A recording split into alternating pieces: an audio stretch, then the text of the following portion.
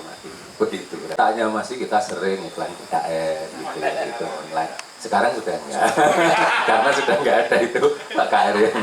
Tapi saya masih langganan KR loh sampai sekarang. Jadi kalau saya melihat teman-teman yang, misalnya saya kan kebetulan kuliah di Teknik Kimia UGM, tapi nggak lulus 20 semester, jadi terpaksa jadi pengusaha lama itu 20 semester itu.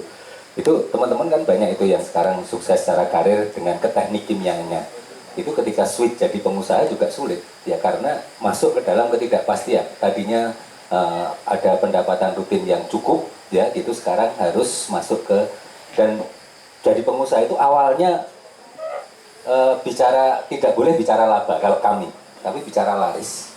Jadi kadang-kadang untuk laris itu harus tidak laba dulu.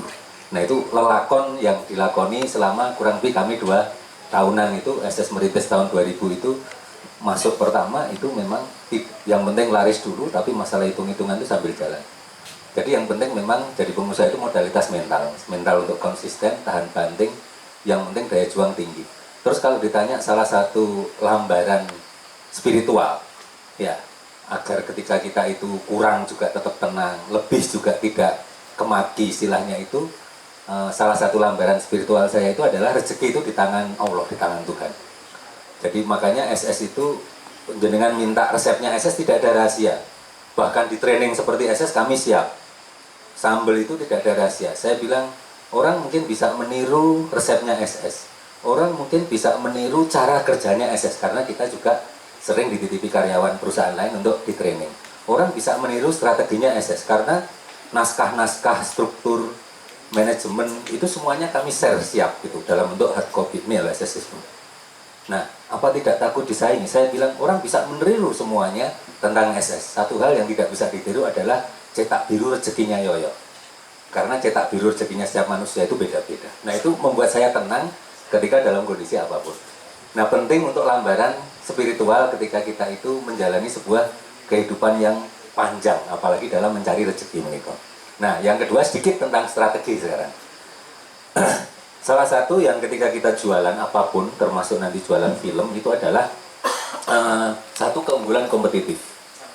Nah, jadi SS itu kami mematok keunggulan kompetitifnya itu adalah kualitas rasa, yang kedua harga, karena SS itu adalah makanan harian, bukan makanan rekreatif. Nah, jadi kualitas rasa itu kami matok sampai kualitas rasa yang berkesan. Jadi kalau sekedar enak itu sudah biasa. Nah, itu kita inovasi terus sehingga kualitas rasanya menjadi sangat enak. Sangat enak belum cukup. Bagaimana kualitas rasanya itu kemudian menjadi berkesan, layak diceritakan. Nah, ini yang penting. Jadi inovasi memang harus terus.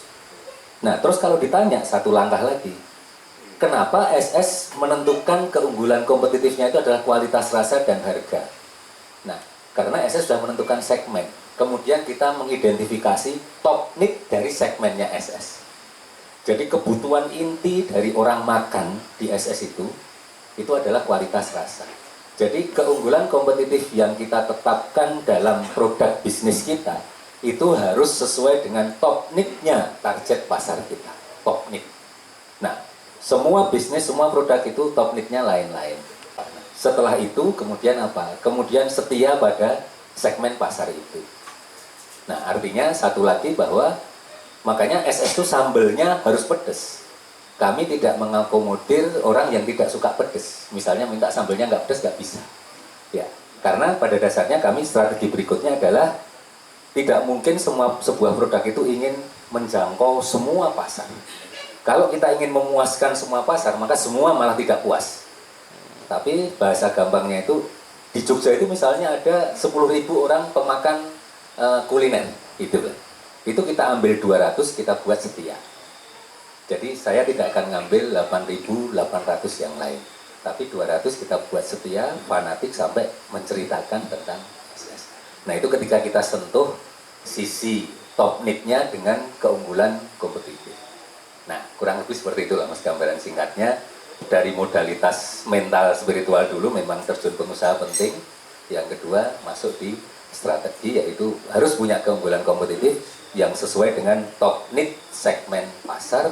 Kemudian yang berikutnya adalah setelah dapat itu dirawat terus secara konsisten, terus buatlah pelanggan itu setia, bahkan sampai pada pelanggan itu menjadi agen marketingnya kita. Makanya SS itu tidak pernah ada promosi.